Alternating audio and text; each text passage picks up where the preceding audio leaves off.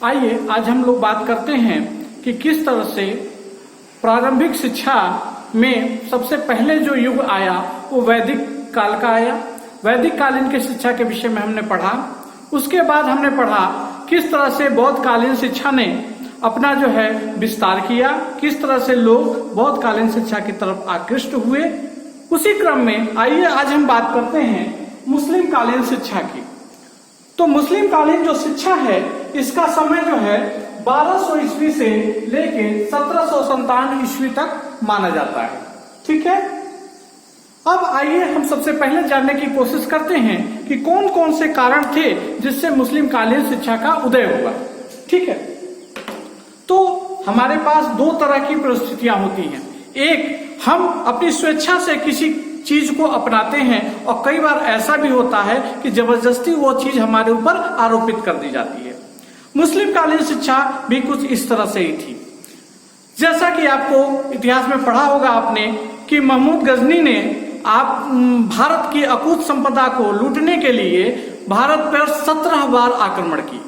17 बार जब उसने आक्रमण किया तो वो यहाँ आके रहता नहीं था। वो सारा सामान जो है लूट का सामान लेके क्या करता था, अपने देश वापस चला जाता था। ठीक है, तो ये जब भारत की इतनी संपदाओं को देख के जब वो आकर्षित हुआ तो धीरे धीरे जो है और भी जो मुगल थे वो धीरे धीरे भारत की संपदा की ओर आकृष्ट हुए और यहाँ की संपदा को पूरी तरह से लूटने का कार्य किया। इसी क्रम में भारत के सबसे जो अंतिम राजा हुआ करते थे, राजपूत राजा पृथ्वीराज चौहान, उनको 1192 ईस्वी में मोहम्मद गोरी ने पराजित किया और भारत में मुगल काल की नींव रखी। ठीक है, इसी क्रम में आइए आज हम जानते हैं किस तरह से मुगलों ने भारतीय शिक्षा को प्रभावित किया। तो हमने आपको बताया कि कई बार कई शिक्षा व्यवस्थाएं हमारे ऊपर थोप दी जाती हैं। उसी क्रम में जो मुगल काल था, मुगल काल में धार्मिक शिक्षा को सबसे ज्यादा महत्व दिया जाता था और अपने धर्म के प्रचार प्रसार हेतु उन्होंने हमारे ऊपर क्या किया, मुस्लिम जो शिक्षा थी उसको सौंप दिया। इसके भी कई कारण थे। आइए कारणों के बारे में हम जानते हैं कि कौन कौन से ऐसे कारण थे जिसके परिणाम स्वरूप मुस्लिम कालीन शिक्षा ने अपना पांव पसारना प्रारंभ किया। तो सबसे पहला कारण था सैन्य दुर्बलता। जैसा कि आपने देखा कि बौद्ध कालीन जो शिक्षा व्यवस्था थी वहां पे वो अहिंसा को ही अपना परम धर्म मानते थे और इसी क्रम में उन्होंने क्या किया, जो सैन्य शक्ति थी, जो सैन्य प्रशिक्षण थे उस पर क्या किया, प्रतिबंध लगा दिया। तो जो सैन्य शक्ति थी वहां की दृष्टि से हम लोग क्या हुए, कमजोर हो गए। जब कमजोर हो गए, सेनाओं को प्रशिक्षण प्रदान नहीं किया गया, तो जब मुगलों का आक्रमण हुआ तो हमारे पास लड़ने के लिए क्या थे, सैनिक ही नहीं थे। तो यहाँ पे जो सैन्य शक्ति थी वो हमारी काफी क्षीण हो चुकी थी और एक तरह से खत्म ही हो चुकी थी, जिसका एक कारण था कि हम लोगों ने मुगलों का सामना नहीं किया। दूसरा था संगठन का अभाव। जो उस समय हिंदू राजा हुआ करते थे उन राजाओं में आपसी संगठन का अभाव था। वो एक दूसरे के साथ मिलके युद्ध करने के लिए मतलब कोई भी कदम नहीं उठाते थे। ठीक है, जिसका परिणाम ये हुआ कि मुगलों ने कई राजाओं को अलग अलग बांट कर और उनके ऊपर शासन किया और उनके राज्यों को हड़पने का कार्य किया। दूसरा है धार्मिक मतभेद। धार्मिक मतभेद में यह है कि हर वर्ग, चाहे वो ब्राह्मण हो, क्षत्रिय हो, वैश्य हो और शूद्र हो, जब इनमें जातिगत विभिन्नता आ गई और जातिगत जो है इनके जो है नियम कानून अलग अलग बनाए गए और इनको शिक्षा से भी वंचित रखा गया, जैसा कि शूद्र वर्ग को था यहाँ पे कि उनको शिक्षा से वंचित रखा गया था। तो यहाँ पे क्या हुआ कि ये सारे जो वर्ग हैं ये अपने अपने ही जीवन में व्यस्त होना शुरू कर दिए, यानी कि एक दूसरे की मदद नहीं करते थे। तो यहाँ क्या हुआ कि जो धार्मिक रूप से जो लोग थे वो लोग क्या हुए, वो अपने आप को बढ़ गए। जो बौद्ध धर्म को मानने वाले थे वो लोग अपने को अलग ही मानते थे। जो हिंदू धर्म को मानते थे वो भी धर्म के रूप में वो हिंदू समाज के साथ ही अपने आप को रखते थे।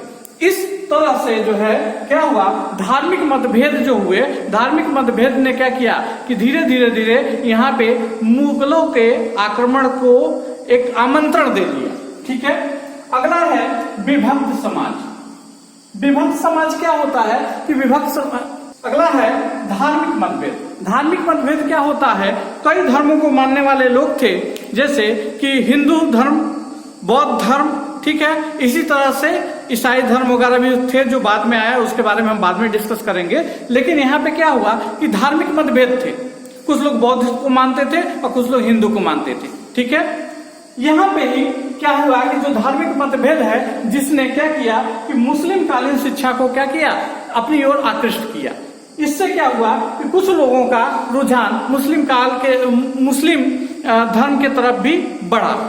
आइए अगला देखते हैं कि विभक्त समाज। जैसा कि हमने आपको पहले ही बताया था कि हमारा जो समाज है वो कई खंडों में विभक्त था, ब्राह्मण, क्षत्रिय, वैश्य और शूद्र। तो इस तरह से हर वर्ग जो है एक दूसरे से क्या करता था कि एक दूसरे को कोऑपरेट नहीं करता था। जैसे जो शूद्र वर्ग था उसको चूंकि शिक्षा से वंचित रखा गया था, तो वो क्या करता था कि वो अपने ही समाज में रहने के लिए कार्य करता था और अपने ही समाज का अच्छा है बुरा सोचता था। ठीक है, जो सेना थी, सेना में था जो क्षत्रिय वर्ग थे, क्षत्रिय वर्ग ने देखा कि हमको सिर्फ लड़ाने का ही काम किया जाता, तो उनके परिवार वालों ने ऑब्जेक्शन किया कि भाई हमारे ही घर के लोग क्यों लड़ेंगे, और लोग भी लड़ेंगे। तो वो लोग क्या करते थे, अपने परिवार की ही रक्षा करते थे। तो राज्य की रक्षा जो है करने में उनका इंटरेस्ट धीरे धीरे कम होना शुरू हो गया। इसी तरह से जो ब्राह्मण था, ब्राह्मण दान लेता था, जीवन शुरू होता था, मनुष्य जन्म लेता था, जन्म से लेके मृत्यु तक वो क्या करता था, दान लेता था, तो सिर्फ अपना ही पेट भर रहा था। तो यहाँ पे क्या था, समाज कई खंडों में विभक्त हो चुका था। आगे बात करते हैं राजाओं की विलासपूर्ण जीवन शैली।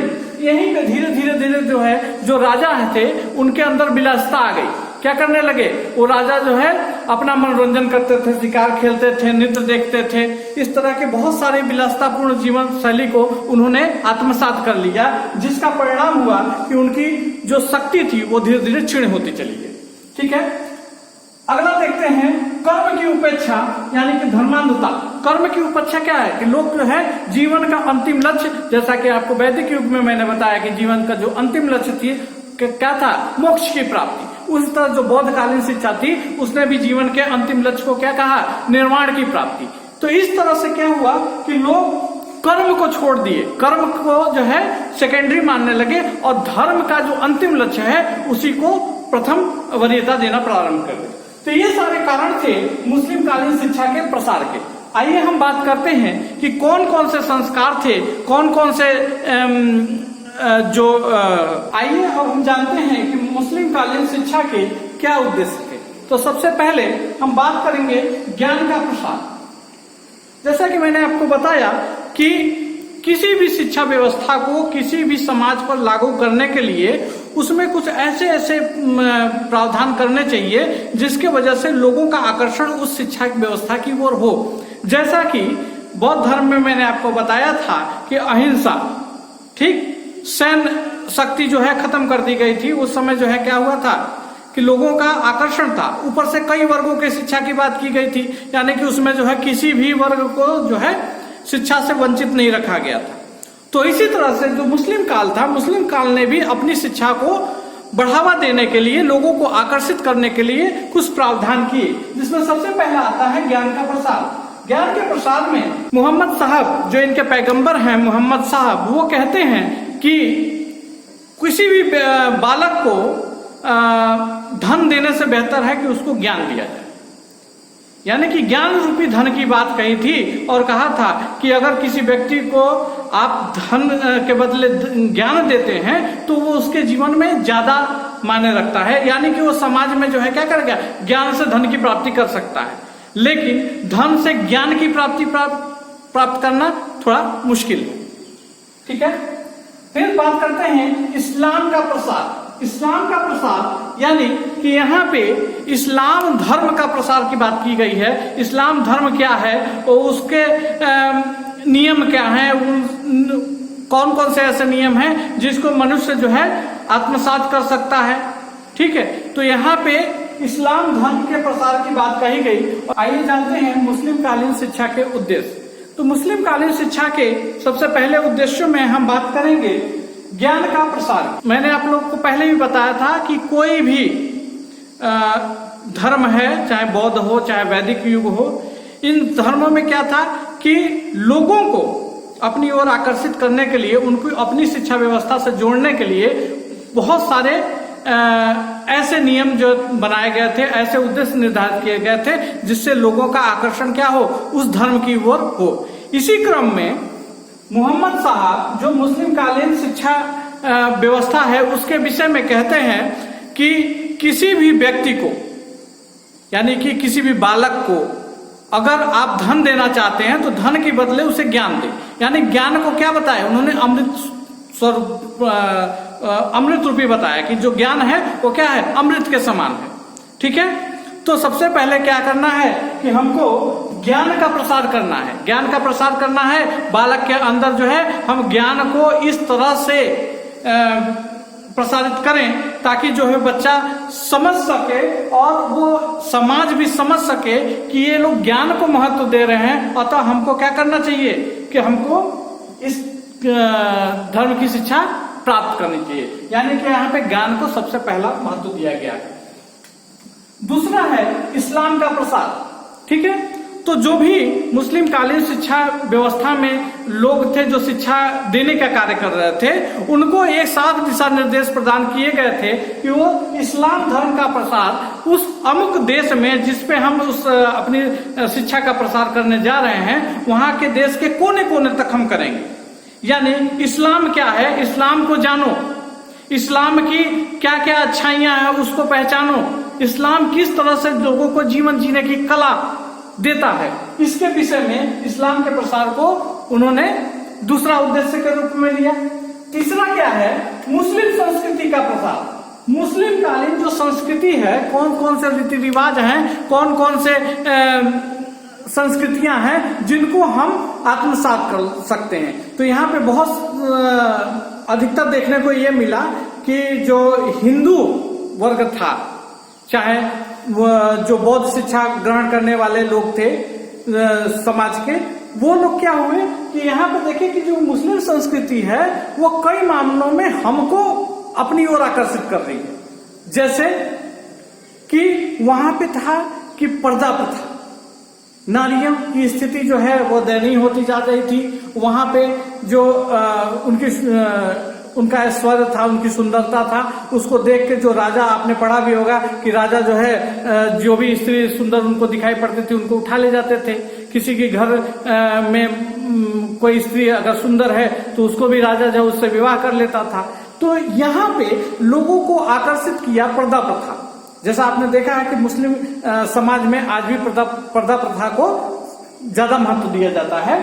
तो जो मुस्लिम संस्कृति है वो किस तरह से लोगों के लिए बेनिफिशियरी हो सकती है, इसके लिए मुस्लिम संस्कृति का प्रसार किया गया।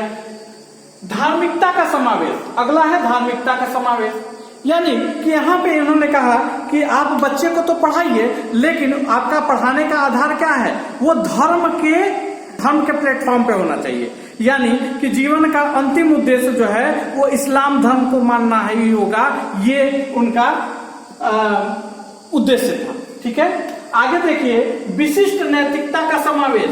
विशिष्ट नैतिकता क्या है, एक ऐसी नैतिकता जो मनुष्य के अंदर जो घर कर जाए। यानी जैसे इसमें आप देखेंगे विशिष्ट नैतिकता के संदर्भ में आप इसको ऐसे समझिए कि आज भी जो मुस्लिम समाज है वहां पे खाना जो है सब लोग एक साथ बैठ के खाते हैं। ठीक है, तो यहाँ पे क्या हुआ कि जो भी उनके परिवार का व्यक्ति है, चाहे वो बच्चा हो, पुरुष हो, स्त्री हो, सब लोग क्या हो एक दस्तरखान पे बैठ के खाना खाते हैं। तो इससे क्या होता है कि लोग एक दूसरे से मिलते भी हैं, लोग एक दूसरे को जानते भी हैं, लोग एक दूसरे से वार्तालाप करते हैं और वहां पे क्या होता है, एक परिवार में एक खुशी का माहौल रहता है, लोग एक साथ जुड़ के कार्य करते हैं। और जब ये चीज परिवार में डाली गई तो ये धीरे धीरे समाज में भी हुई। तो जो भी इनके आयोजन होते हैं, जो भी इनकी शादियां होती हैं, जो भी इनके रस्म कराए जाते हैं, वहां पे भी लोग क्या करते हैं, वहां पे लोग मिलजुल के काम करते हैं, एक ही जगह पे बैठकर एक ही साथ सब लोग भोजन करते हैं। तो ये विशिष्ट तरह के जो है नैतिकता का समावेश हो जाता है, यानी कि वो अपने समाज को ही अपना परिवार मानना शुरू कर देते हैं। तो ये एक अच्छी बात है। ठीक है। सांसारिक ऐश्वर्य की प्राप्ति, ये देखिए ये सबसे इंपॉर्टेंट है कि सांसारिक ऐश्वर्य क्या है। सांसारिक ऐश्वर्य, ये लोग क्या करते थे कि पुनर्जन्म में विश्वास नहीं करते थे। पुनर्जन्म यानी कि मनुष्य जब मरेगा तो उसके बाद वो उसका पुनर्जन्म होगा, ये ऐसा ये लोग नहीं मानते थे। ये लोग मानते थे कि मनुष्य का जो जीवन मिला हुआ है वो सांसारिक ऐश्वर्य को प्राप्त भोगने के लिए ही मिला हुआ है। तो ये लोग क्या करते थे कि अपने जीवन में जितनी भी विलासितापूर्ण जीवन है उसको जीने की कोशिश करते थे। तो यहीं पे इत्रों का प्रयोग शुरू हुआ, इत्र लगाते थे। आज भी आपने समाज में देखा होगा कि जो मुस्लिम लोग हैं ये ईद पे जब नमाज अदा करने जाता तो वहां पे सबको इत्र लगाता है। ठीक है। तरह तरह के व्यंजन, मतलब कि शाकाहार को छोड़ दीजिए तो मांसाहार की तरफ भी ये लोग आकर्षित हुए। इन्होंने इस बात को नहीं माना कि जीव हत्या करना पाप है। वो ये मानते थे कि ये संसार का एक खाद्य श्रृंखला है जो मनुष्य भी जो है जानवरों को खाता है। ठीक है, जानवर भी तो खाता है मनुष्य को। तो इस तरह से जो है इन्होंने ये मान लिया कि सांसारिक जो ऐश्वर्य है उसको प्राप्त करना भी हमारा काम है, यानी कि कोई भी हमको दूसरे जीवन में इसकी सजा मिलने वाली नहीं, यानी कि हमारा जन्म ही नहीं होगा तो हमको सजा कैसे मिलेगी। ठीक है। तो आज के लिए बस इतना ही। कल हम देखेंगे कौन कौन सी शिक्षण पद्धतियां हैं जो कार्य करती थी और किस तरह से बालक का प्रवेश मुस्लिम काल में उनके शिक्षण संस्थाओं में होता था। तब तक के लिए धन्यवाद।